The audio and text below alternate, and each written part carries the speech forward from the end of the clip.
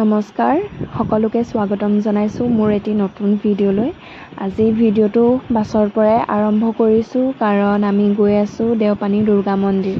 আচলতে বহু দিনৰ পৰা ভাবি আছিলো যাম বুলি, কিন্তু কিবা কিবি প্ৰব্লেম হৈ থকাৰ বাবে যাব পৰা নাছিলো আৰু আজি ফাইনেলি আমি গৈ আছো মাক দৰ্শন কৰিবলৈ।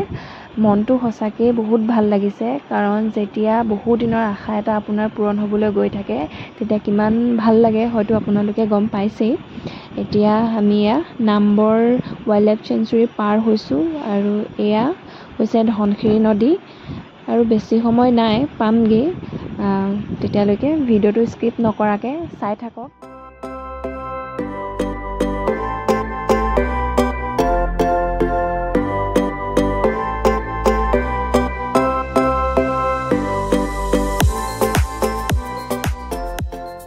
এয়া আমি এতিয়া বাছৰ পৰা নামিছোঁ আৰু ইয়াৰ পৰাও আমি এতিয়া 300-400 মিটাৰমান যাব লাগিব কাৰণ মন্দিৰভাগ মেইন ৰাস্তাৰ পৰা অলপ সোমাই আছে আৰু ইয়াত ই ৰিক্সাও সুবিধা আছে। যদি আপুনি ই ৰিক্সাত যাওঁ বুলি ভাবে তেন্তে যাব পাৰে, কিন্তু আমি খোজকাঢ়িয়ে গ'লোঁ কাৰণ ইমান দূৰ আমি বাছত বহিয়ে আহিছোঁ আৰু বহি একদম হাত ভৰি বিষাই আহিছে আৰু সেইকাৰণে আমি বোলো এডোখৰ আমি খোজকাঢ়িয়ে যাওঁ। সেইকাৰণে আমি এডোখৰ খোজকাঢ়িয়ে গৈ আছোঁ।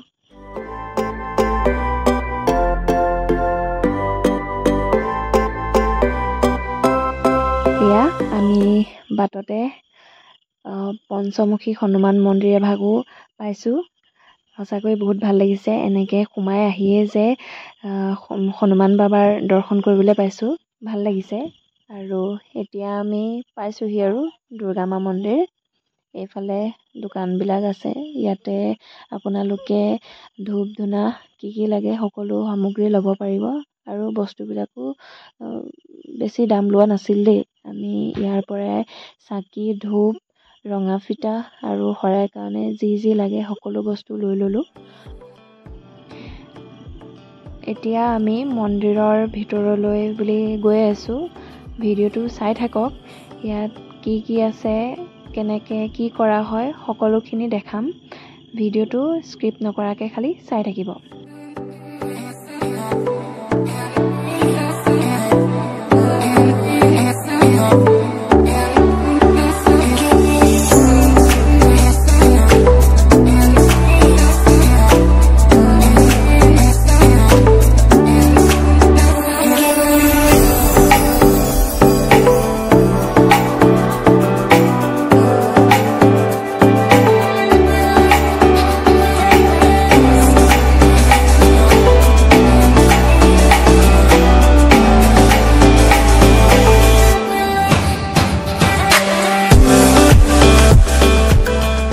এতিয়া আমি মন্দিৰৰ ভিতৰলৈ সোমাই আহিলোঁ। সোমাই প্ৰথমে আমি প্ৰসাদ ঘৰত গৈছোঁ। তাতে আমাৰ শৰাই বস্তুখিনি আমি যি নিছিলোঁ ধুনীয়াকৈ ধুই কৰি দেখিছেই নহয় কি ধুনীয়াকৈ ফল চলবিলাক কাটি দিছে।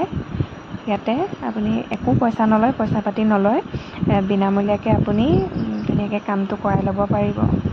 আৰু এতিয়া আমি মন্দিৰলৈ সোমাই গৈ আছোঁ। ইয়াত কি হয়, মন্দিৰত ধুনীয়াকৈ আমি ভিডিঅ' কৰিব নোৱাৰিলোঁ যিহেতু মন্দিৰৰ ভিতৰত ভিডিঅ' আৰু ফটো এলাও নাই।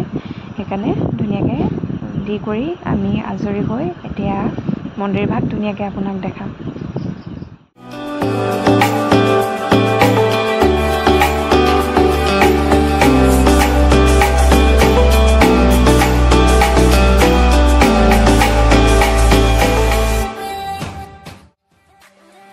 ইয়াতে ধুনীয়াকৈ ধূপ চাকি জ্বলাবৰ বাবে সুবিধা আছে আৰু সেইভাগ দেখিছে নহয়, এজোপা ডাঙৰ বটগছ আছে আৰু তাতে সকলোৱে ৰঙা ফিটা বান্ধি নিজৰ আশা পূৰণৰ বাবে প্ৰাৰ্থনা কৰে। আমিও বান্ধিলোঁ বাৰু।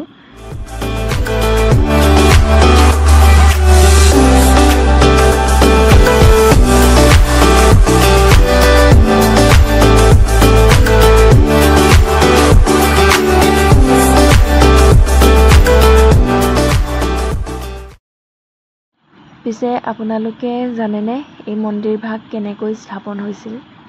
কোৱা হয় যে স্বৰ্গীয় সুৰেন্দ্ৰনাথ ৰয়, যি নুনু বাবু নামেৰে জনাজাত, এদিন তেখেতৰ সপোনত মা দুৰ্গাই দেখা দি কৈছিল তেওঁলোকৰ ঘৰৰ তলত মা দুৰ্গাৰ প্ৰতিমা লুকাই আছে। তাৰ পাছতেই নুনু বাবুৱে এজন পুৰোহিতক লগ ধৰি সকলো কথা কৈছিল। তাৰ পাছতেই পুৰোহিতজনৰ আদেশ মৰ্মে নুনু বাবুৱে তাত খনন কাৰ্য কৰিছিল আৰু মা দুৰ্গাৰ প্ৰতিমা উদ্ধাৰ কৰিছিল। আৰু তাৰ পাছতেই সেই ঠাইত দুৰ্গা মা মন্দিৰ স্থাপন কৰা হয় আৰু যি বৰ্তমানেও দেওপানী দুৰ্গা মন্দিৰ নামেৰে পৰিচিত।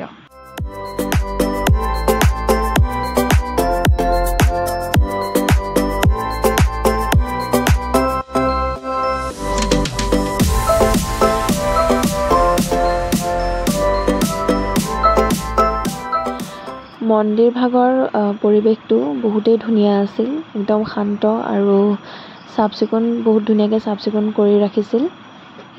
এইটো পুখুৰী দেখিছে, ইয়াত অকল কাছয়ে আছে, কাছৰ বহুত ডাঙৰ ডাঙৰ কাছৰ, আপোনালোকে হয়তো দেখিছেই ভিডিঅ'ত। আৰু ইয়াতে আমি অলপ সময় ৰ'লোঁ।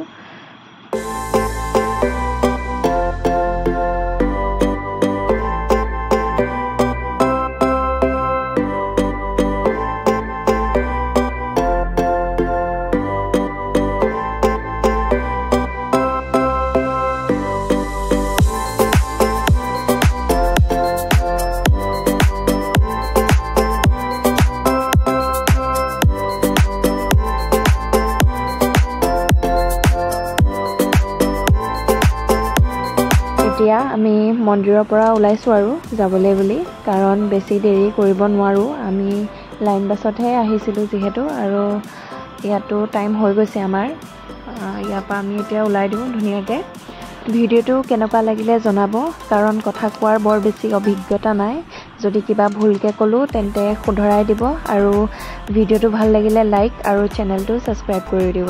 ধন্যবাদ।